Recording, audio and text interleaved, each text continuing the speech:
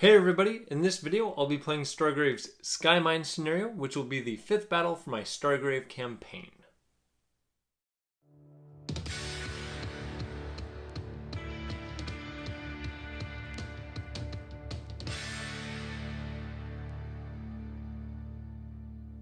Hey everybody, I'm Alan with Bricks and Blocks Gaming, tabletop gaming with bricks and blocks and helping to build your gameplay experience. In this battle, General Basu and the crew of the Hope Rising are facing off against System Crash and the crew of the Crash Override.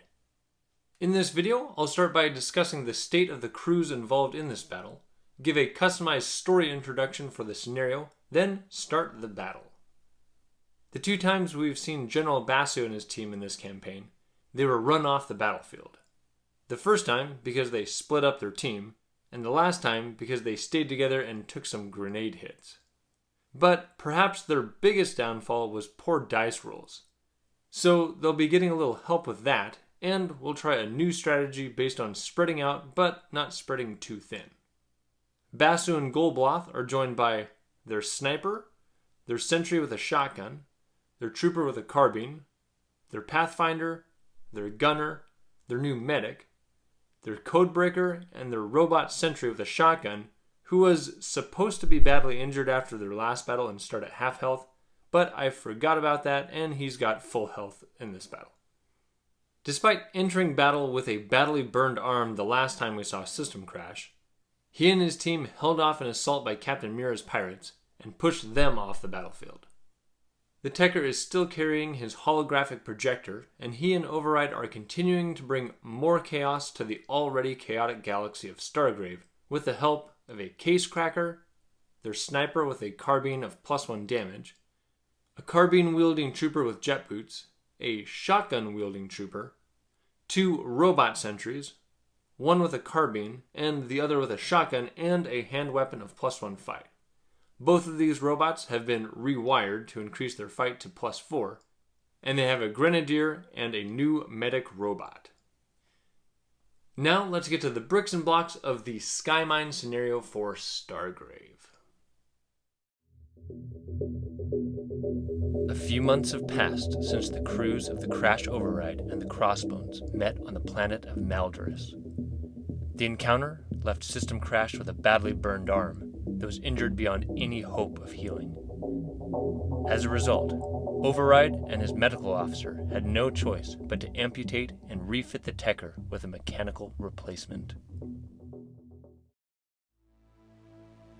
Meanwhile, General Basu and the crew of the Hope Rising have been continuing to forage, gather supplies, and liberate refugees that seek freedom from the oppressive pirates.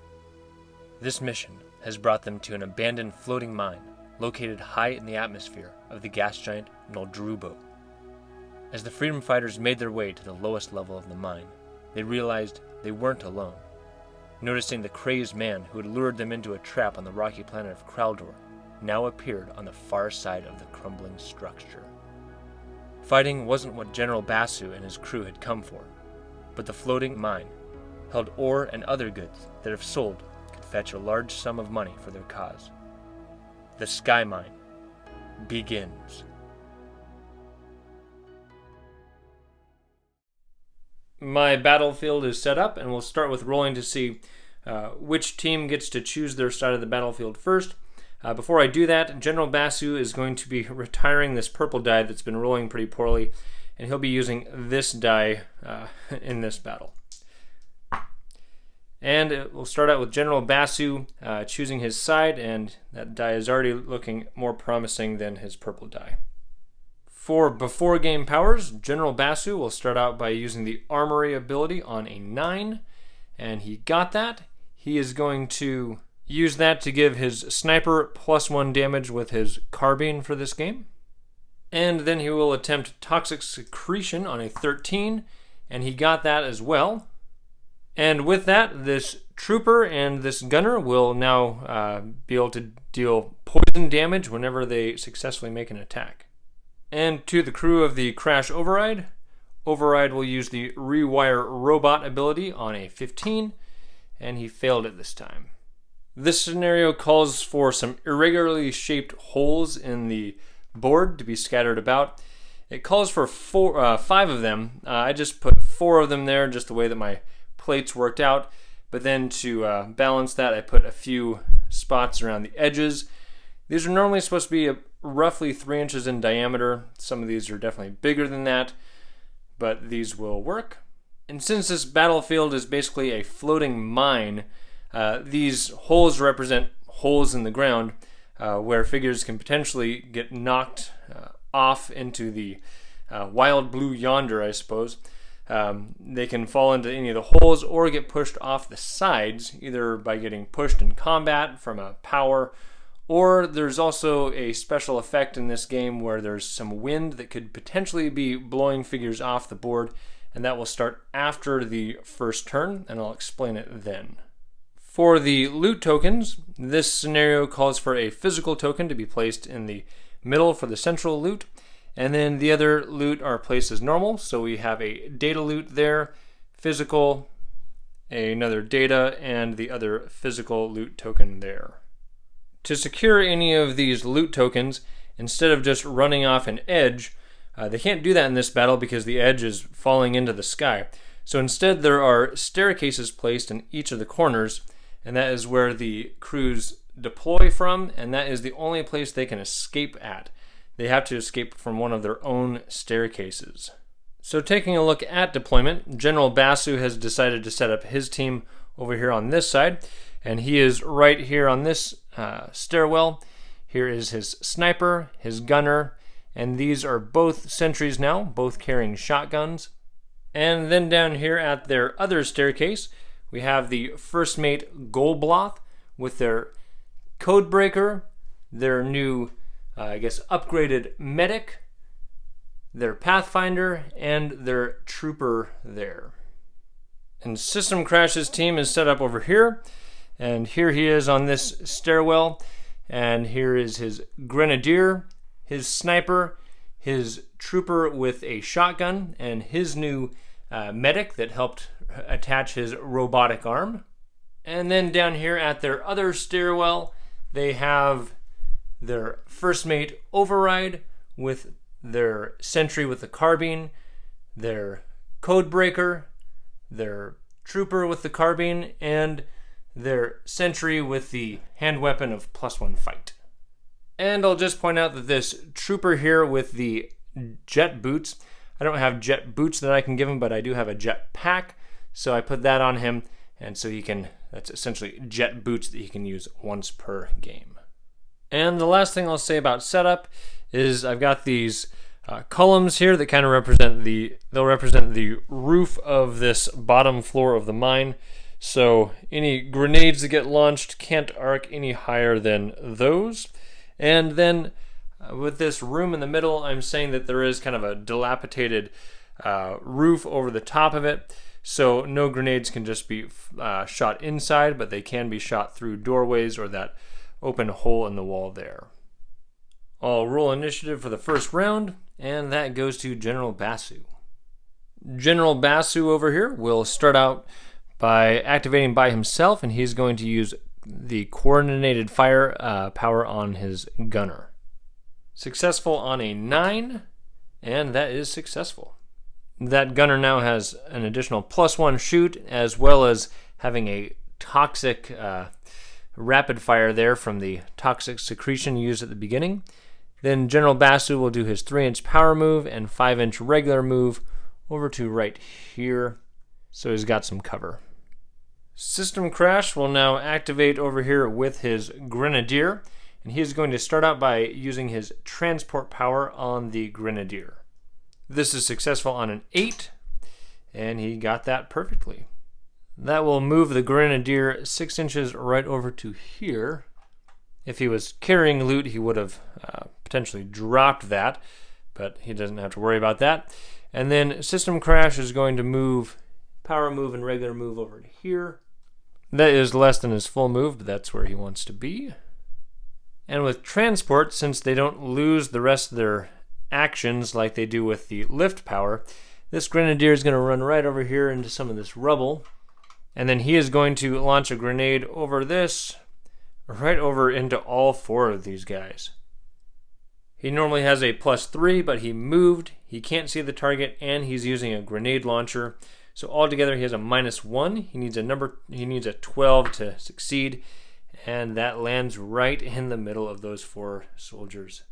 So lobbing a grenade over here into all 4 of these guys before they can even move. This is kind of why some people have talked online, kind of wondering if the grenade launchers are a bit overpowered. But we'll see if this causes any damage. We'll go Sniper, Robot Sentry, Regular Sentry, and then Gunner. For the Sniper, +3 against +3, and that is a 1, double 1. And if he'd rolled a 1 on the actual shoot roll, that would have jammed his grenade launcher, but the grenades can't be jammed, so no jamming there. Now against the Robot Sentry, this is again +3 against +3, and that is a 19 against 10 armor. It takes 9 points of damage. So he is stunned, and now against the Cyclops Sentry, +3 against +3. The Cyclops defends that. And then against the Gunner, +3 against +3. Another 1 there, so no damage to him. So that could have been a lot worse than it was, but that is still pretty rough to have a figure stunned and nearly killed before it could even activate. I suppose Basu could have activated with some of these guys to spread them out a little bit, but yeah, if System Crash had gone first, then yeah, there would have been no way for those guys to even have a chance to move. We'll go back here to Gol'Bloth's turn for the first mate phase, and he's going to activate with the Codebreaker, and he's going to start by having the Codebreaker double move up to here. And then Gol'Bloth will move up to here, and then activate his power move to come right here.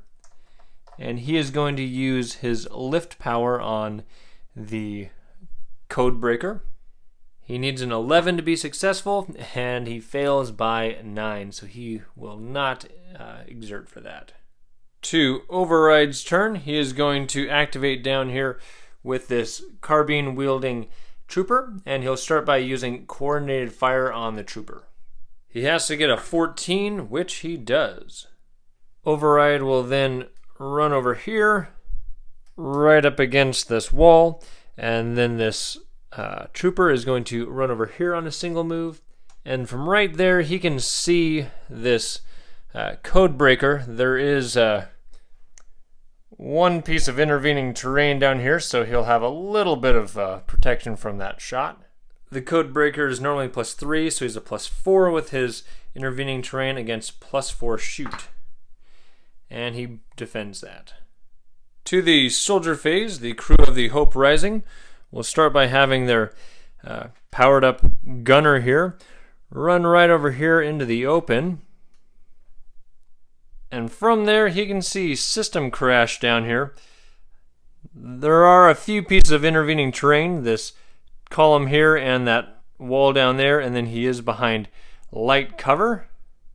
And the gunner also moved, so altogether, System Crash gets an additional +5 to his +4, so +9 against +4 shoot. And he defends that. And then their sniper is going to double move down here. This sentry here will double move right out to here. And this sentry will stand up from his stun and then use his single action to move over here by General Basu. Then down here to their other soldiers, they will have this trooper run down here on a double move and loop right around to there. And then the medic and the Pathfinder are both going to run this way, both seeking cover here next to this pillar. For the crew of the Crash Override, they will have their sniper double move over here. Then this trooper will double move right up to here. And their medic is going to speed right up over here to there on a double move. And for the rest of their troops down here, they will have their case cracker run around here to there. And then these two sentries are both going to run forward the one with the special hand weapon right there, and the other one right over here next to Override, so they can activate together next turn. There are no uncontrolled creatures on the board, but at the end of the turn I'm going to be using the Unwanted Attention table, so this gets a +1, 6, so no unwanted attention this turn. I'll roll initiative for the next round, and going forward, any initiative roll of a 1, 2, or 3 will trigger a strong gust of wind, and the roll goes to General Basu, and no gusts of wind. General Basu will start out this turn by activating with this gunner over here. He's just barely within the 3-inch range, and he is going to come running over here. Regular move plus power move, a total of 8. And then he can just barely see this Grenadier. He's going to use target lock to make it easier to shoot him. This is successful on an 8, which it is. And I guess that ability is target designation, not target lock. But now any shooting attacks against him, he gets a -2 to his fight to defend those. Then the gunner is going to run right up here on a single move. And from right there, he can see both the Grenadier and this medic. And they're both within 2 inches of each other. So he's going to fire a shot at both of them. The Grenadier is touching this rubble here, so that will count as light cover. The medic is not, so that will just count as intervening terrain for him. We'll start with a shot against the Grenadier. The gunner with coordinated fire is a +4. For the Grenadier, he's normally a +3. It's a hasty shot for +1.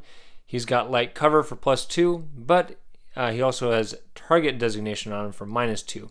So altogether, this is a +4 against +4, and he defends that. The medic is normally a +2, but hasty shot and intervening terrain gives him also a +4 against +4. And that is a 21. Since this was a split shot, there's not the normal +2 damage. So he takes 11 damage, stunning him and putting him down to 3 health. Normally he'd be wounded and poisoned right now because that rapid fire has the toxic ability. But since he's a robot, he's just simply stunned and at 3 health. System Crash is going to activate with his sniper and his trooper, and he's going to start with having his trooper run right over here. And from there, he is going to fire his shotgun at this sniper. There are 2 pieces of intervening terrain, and he's got light cover. And it's a hasty shot, so altogether it's a +8 defense against +3 shoot. And the sniper easily defends that. Then System Crash is going to use his transport power on the sniper. On an 8, that is successful.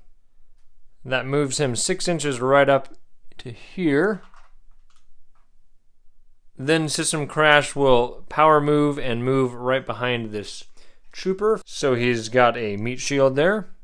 Then for the sniper, in his position, he wants to shoot the gunner, but he's got light cover there, so he's going to shoot at the wide open sentry.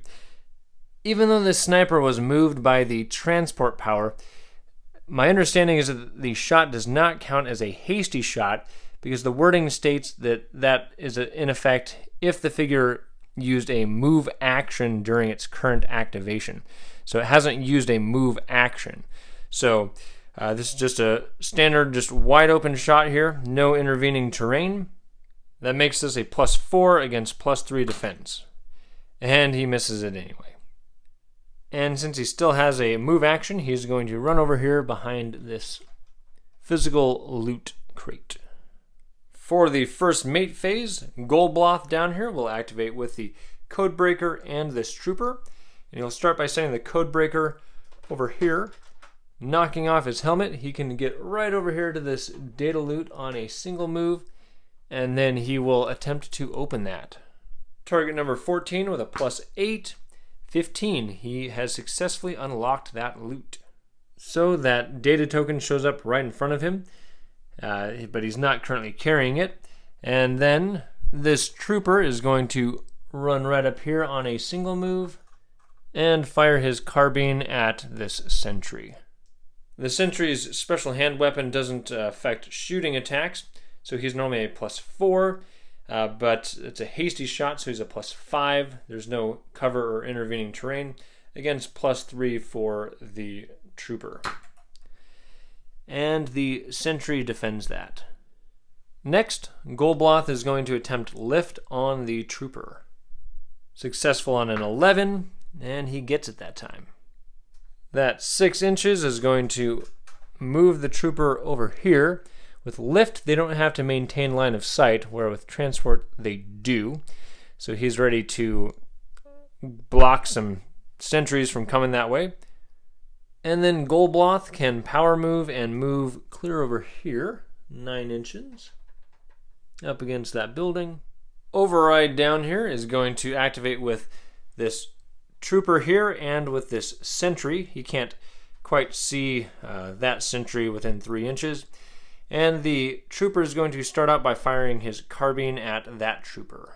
This is a clear shot, so it's +3 against just +2 defense. And we've got a critical hit.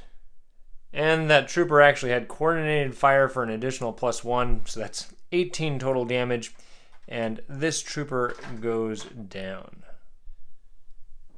The Trooper will then run 5 inches over to here. And then System Crash, or Override, I guess, back here, is going to start with a power move. I guess he has to climb over his buddy, so he can only get to there. And then he's going to use remote firing on this Sentry to get him to shoot at the Codebreaker. He needs a 12, and he fails by 5. They like to live dangerously, so he'll exert for 5 to make that successful. And now it's a +3 shot against +3 defense. There's one piece of intervening terrain, so I guess that's +4 defense. And that is a 20 to 19, so that is successful. That is 10 damage on that Codebreaker. So that puts him down to 4 health. He is stunned and wounded. Then Override is going to do his regular move over to here. Then this Sentry that activated with him can just barely get into combat over here, 7.5 inches on a double move. And then to the crew phase for the Hope Rising. Both the Medic and the Pathfinder are going to run over here past Gol'Bloth into the center room here and into contact with the central loot token. Then right up front, this sniper is going to climb this wall to right here. And from there, he is going to take a shot at the Grenadier. The Grenadier's light cover and the hasty shot are countered by the target designation on him, so he's a +3 against +4 shoot. And he defends. Then this Sentry around here can just barely double move into combat with this sniper. And then this Sentry Robot over here is going to double move. He wants to be over by General Basu, but he also doesn't want to be the target of attracting any grenades over there, so he'll move to right there on a double move. To the crew of the Crash Override, the Grenadier is going to start out by launching a grenade way over here. 16 inches, he can get it right in front of General Basu, but that's still too far away to hit the robot.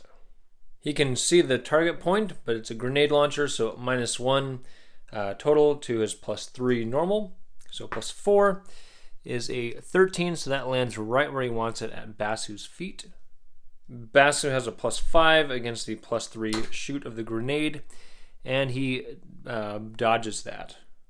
The Grenadier will then climb over this rubble down to right here on a single move. Then this medic droid will just stand up to recover from stun and fire his pistol at the wide open sniper. So this is a +2 shoot against +3 defense. And that misses. And lastly for this team, this Sentry over here with the powered up chainsaw is just going to double move this way, 7.5 inches, so they can start trying to stop what's going on here in the middle of the board. We'll check for any unwanted attention, +2, 8, so nothing shows up this turn. We'll roll initiative. And General Basu wins again, and nothing below no 1, 2, or 3, so no wind gusts. General Basu will start out by using coordinated fire on the sniper up here. He needs a 9, and that sniper is now more accurate. Then Basu will just move right over to here into some cover. System Crash is actually going to use a group activation with this trooper. He is going to do his move action right around here. And then the trooper will do his move action to right here. And then System Crash is going to attempt transport on the trooper. He needs an 8, which he got. And that will move this, transport this trooper right over to here. 6 inches. System Crash could do a power move, but he's got pretty good cover right there, so he'll stay there. And now this trooper will use his second action to fire his shotgun at the medic. He has moved, so it's a +3 defense against +3 shoot. And that is a 15 against a 7. With the +1 for being a shotgun, she takes 6 points of damage and is stunned. Then to Gol'Bloth's turn. He is going to do his power move to right here, and then use break lock on this central token. He needs a 14. He got a 9. He will exert for 5 and take 1 point of strain damage for 6 total damage. And then Gol'Bloth will do his normal move right over here next to this pillar. Override will now activate with this sentry, and he'll have the sentry run around here right over to this window. And from there he can see in, and he can see the Pathfinder, and that's who he'll shoot. He moved, so it's a +4 defense against just +2 shoot, and it is defended. Override will now use remote firing on the sentry to shoot at the Pathfinder again. He needs a 12. Failed by 7, he will not exert this time. Override will then power move and regular move, hop over that, and run to right here. To the soldier phase, they'll start with having this Pathfinder that's in here. This loot was unlocked, so he'll pick that up, and he will run 3.5 inches just right around this corner. Right there. Then there's Sniper up here is going to take a shot at the Grenadier down there. With coordinated fire, this is +5 against just +1 because of the target designation. And he gets a 10. And even with the +1 damage this sniper rifle does, because of the armory from the start of the game, it doesn't get past the armor, then he's just going to single move down here to add some support against this sniper. And then they'll have the sentry attack with support. So that makes it a +5 against +3. And that is a 16, dealing 6 points of damage to the sniper. Next, this Sentry Robot is going to run right over to here. And from there, he's going to shoot over that rock at him. There's one piece of intervening terrain, and he moved. But then with target designation, the Grenadier is still just a +3 against +2 shoot. And that misses. Then this gunner is going to run over to here, and from there he'll shoot over this wide open shot into the Grenadier. Hasty shot with target designation, it's a +2 defense against +4 shoot. And that is a 22 with +2 damage. So this Grenadier is poisoned and wounded and stunned. He's down to 1 health. Their medic in here will just stand up to recover from her stun, and then she will run out to right here. And then their Codebreaker down there is just going to stay in combat with that sentry. I suppose he does unstun when he's forced to activate. To the crew of the Crash Override, their sniper here will attack this sniper. He's a +3 against +5 because of support. And that is a 8 to a 13. So the Hope Rising sniper wins, dealing 3 points of damage. So this sniper in here is now down to 5 health, so he's not quite wounded yet. This medic is going to run over here and actually do what he's supposed to do as a medic, and use his med kit on this grenadier to unstun him and unwound him.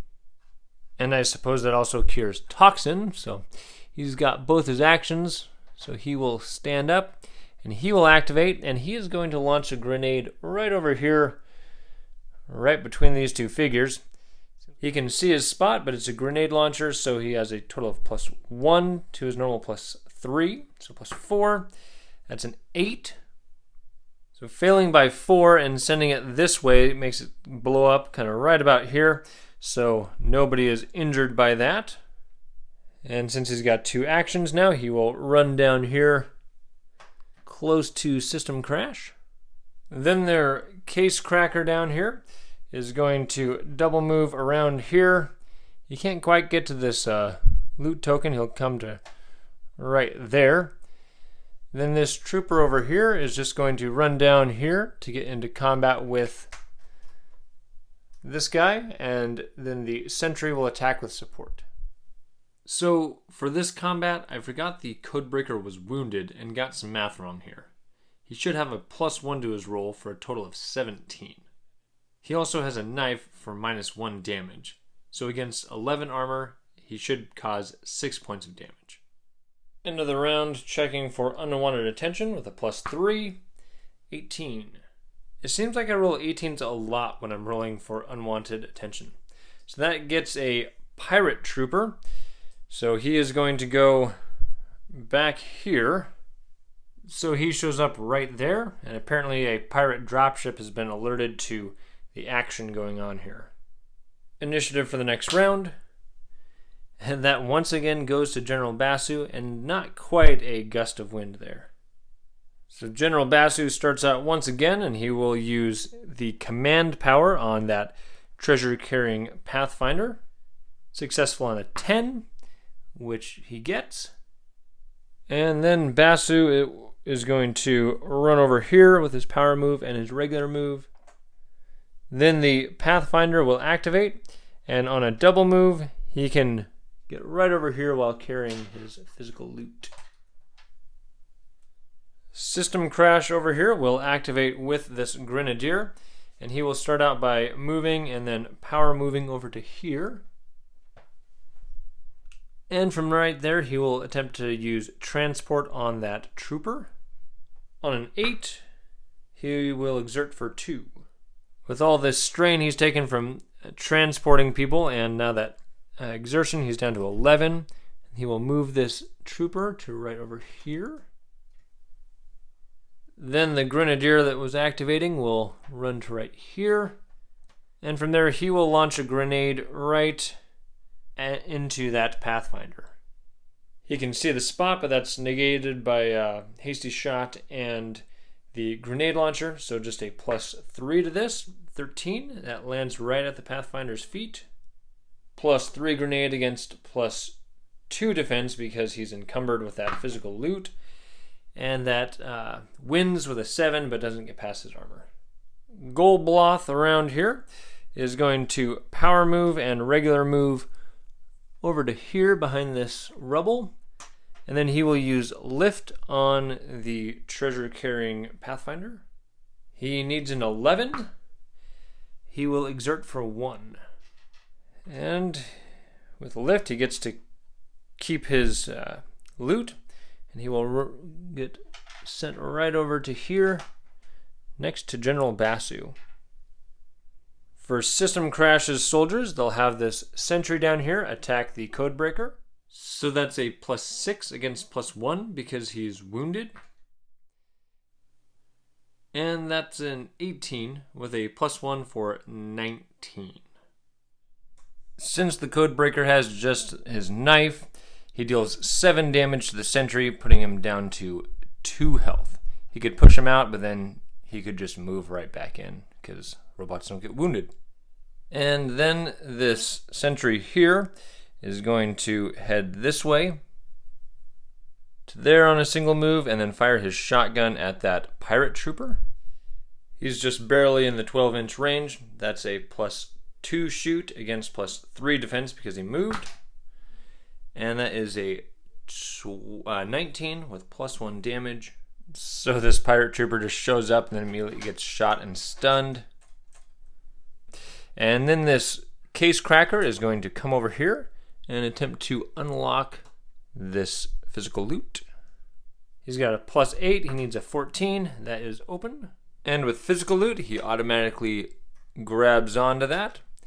Then we'll go over here, and this trooper will stand up from his stun and fires his shotgun at this gunner who's got light cover. He's a +3 against +5 with the cover.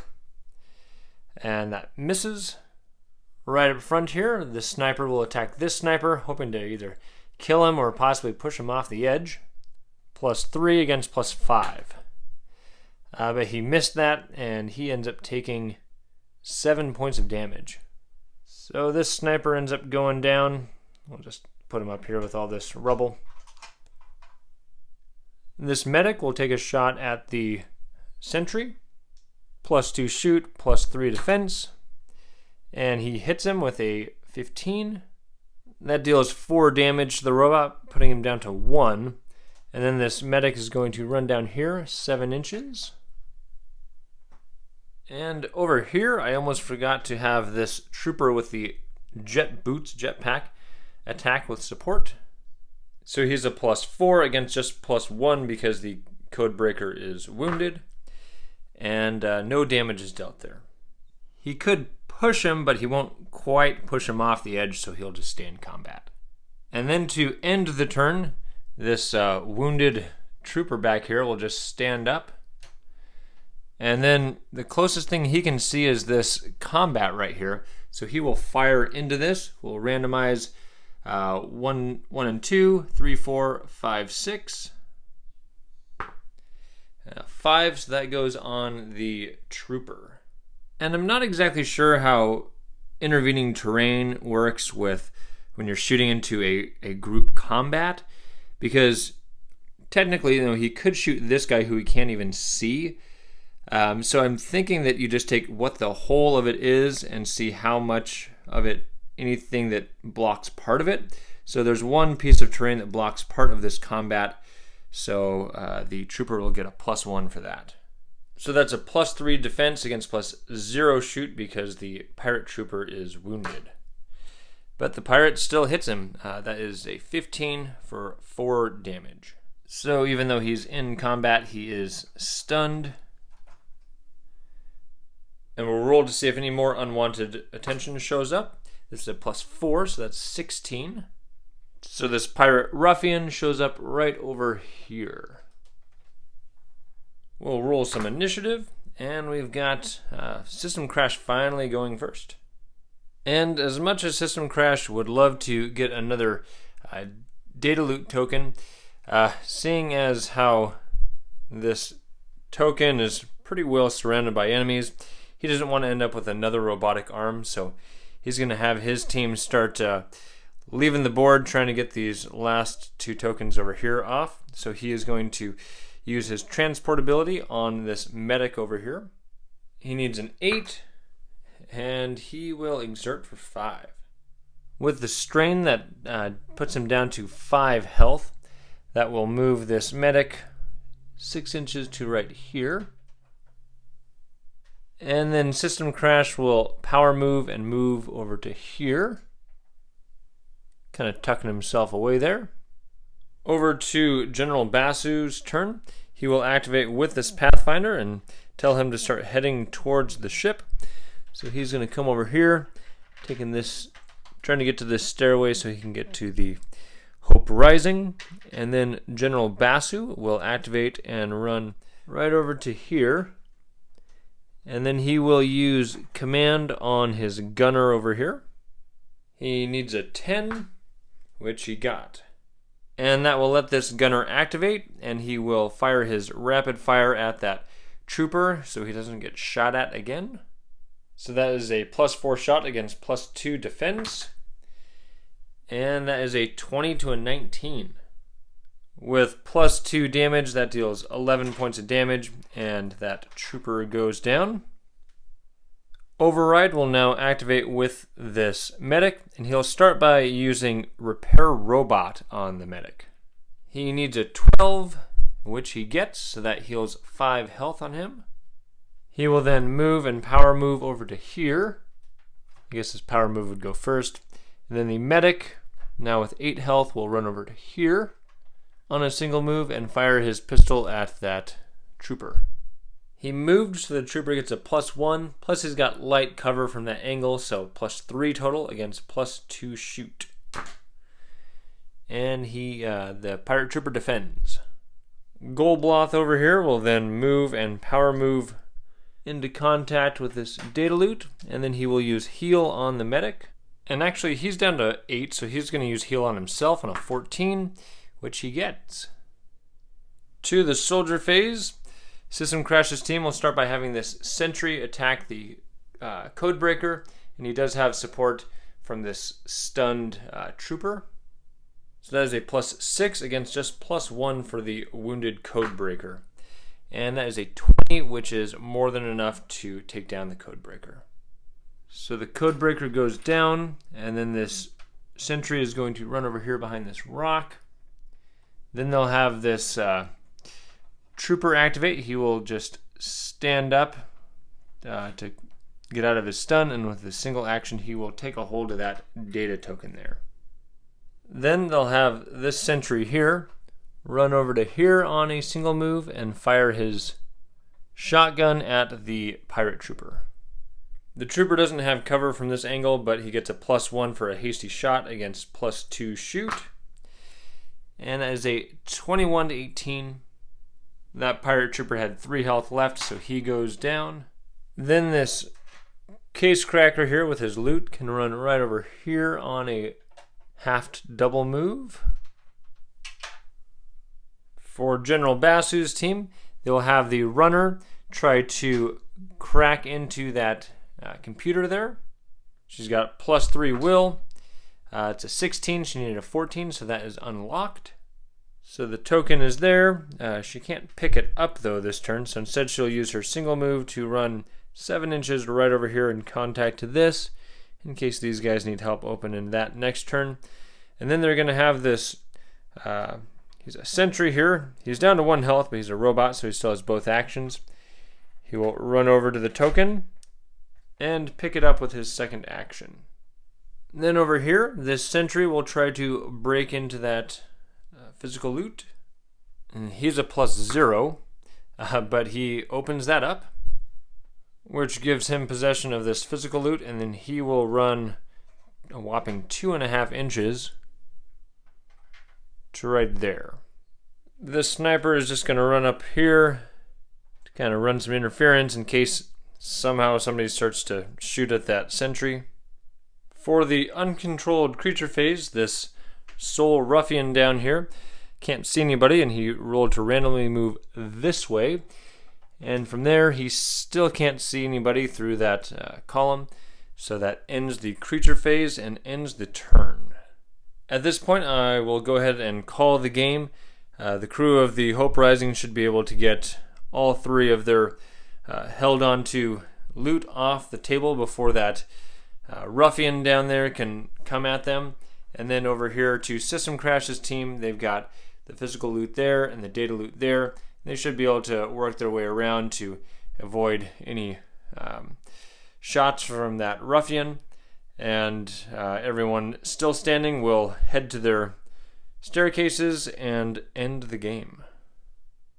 I liked how this battle kind of split up the teams at the start there. And with the 2 factions here from the Crash Override, Override's team did pretty well. They handled their business. They got 2 loot tokens. They took out 2 of their opponents and took out a uncontrolled pirate trooper. But System Crash's team didn't do so well, with only 2 of them walking off the board, and that medic wasn't in very good shape. They lost 3 of their soldiers, and their grenadier, who had the chance to really shine at the start there, launching a grenade into a pile of 4 guys, didn't really accomplish much this game. So we'll go ahead and make some survival rolls, starting with this trooper. He is badly wounded. The sniper, he is dead. And the grenadier, he is also dead. Wow, that is a really unfortunate set of survival rolls there. So not only are these two expensive soldiers to replace, the Grenadier was kind of their MVP when he was their runner a few battles back, and this sniper was carrying their carbine of +1 damage, so that's a big loss for them. For after-game powers, System Crash will attempt Haggle on a 12, and he failed that. For experience points, the crew of the Crash Override gets 30 for participating in the battle, 30 for having at least one of their soldiers fall in combat, 80 for having 8 successfully used powers, 20 for unlocking just one loot token. They unlocked this one, but that one was actually unlocked by the other team.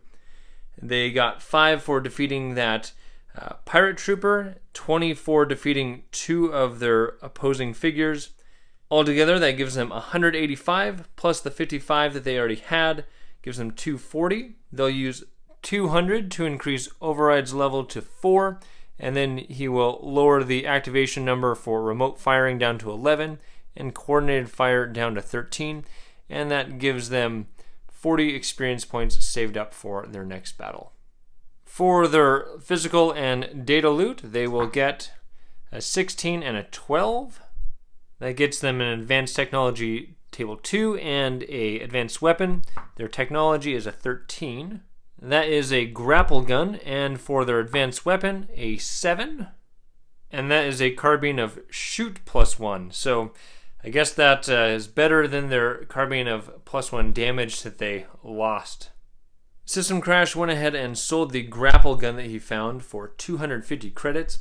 He wanted to keep that because it's a pretty good item, but he needed the money, and he used that money to hire a new burner and a Pathfinder, and then that left them with 124 credits left over. They gave the carbine of +1 shoot they found to their trooper, and then they moved the trooper's jetpack or jet boots over to their medic so that he can hopefully get around the battlefield really easily. And despite having their wounded trooper back there and losing a couple heavy hitters this battle, I think they're still in pretty good shape to handle whatever they face in the galaxy next. For the crew of the Hope Rising, they did pretty well in this battle. General Basu's detachment didn't lose a single soldier despite dealing with some early grenade blasts in their vicinity. And then with Gol'Bloth's team, although they did lose 2 soldiers, their strategy to kind of have this part of their team reconnect with the other half of their team really seemed to pay off. Sticking together worked pretty well compared to the last battle. They did have 2 soldiers, though, that kind of veered off on their own and ended up both falling in combat. So let's check their fate, starting with the trooper. He is fine, and with their Codebreaker, he is dead. So it's a sad day for General Basu's team and myself to see one of my original figures fall in combat in this battle. For experience points, the crew of the Hope Rising gains 30 for participating, 30 for having at least one figure fall in combat. They had 9 successfully used powers, but one of those was Break Lock, so they don't get experience for that one. But otherwise they gain 80 experience points for successfully used powers, 80 for unlocking 4 loot tokens, and 30 for defeating 3 enemies. And I'll just point out that neither team gains any experience for having any figures fall into any of these holes that fall out into the sky. No wind gusts ever occurred. Normally there would be some experience points given for figures blown off the board. But altogether they have 250 for this battle plus 55 saved up for 305. And they'll use 300 to increase Gol'Bloth's level from 2 to 5. And he will lower the activation for Break Lock, for Heal, and then learn Destroy Weapon. And I'll point out that with a first mate, when you first create them, all of their activation numbers for their powers are increased by 2 more than they normally would be. But when they learn new powers, that penalty for being a first mate isn't applied. So they get the printed activation number, so long as it's in one of their core powers, which Destroy Weapon is. So he gets the printed 12 for the activation number. If this wasn't one of his core powers, that would still be raised by 2, which is the same thing that would happen if you learned a new power for your captain that was not one of their core powers. For the loot tokens, this will be the data token. So the data is 11 and then a 1 and a 3 for physical. The physical loot are both trade goods. This one is worth 75 and this one is worth 200. And then with the data loot, that is a advanced weapon. And their advanced weapon is a 20. A 20 is a carbine with +1 shoot and +1 damage that only takes up 1 gear slot. So pretty awesome weapon there. With the credits they found, plus the credits that they already had saved up, the crew of the Hope Rising had 510 credits to spend. They spent 100 of it to get a Grenadier, and then they used 20 to essentially reprogram their Sentry Robot now into a Hacker Robot, so that they will have someone to open up data loot as they've lost their Codebreaker. That leaves them with 390 credits left over.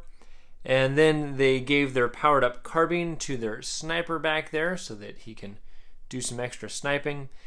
And the last thing I'll say is that the move to this die seemed to really pay off for the team in this battle.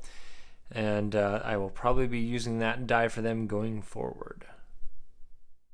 I want to thank you for watching. If you notice any rules I got wrong or have any questions about my gameplay, let me and the community know in the comments below, as my goal with these videos is to create an accurate representation of how to play Stargrave. And if you enjoyed the video, feel free to click like or subscribe so you can keep up with all the content that I'm releasing. I'm Alan with Bricks and Blocks Gaming, and I'll see you on the next video.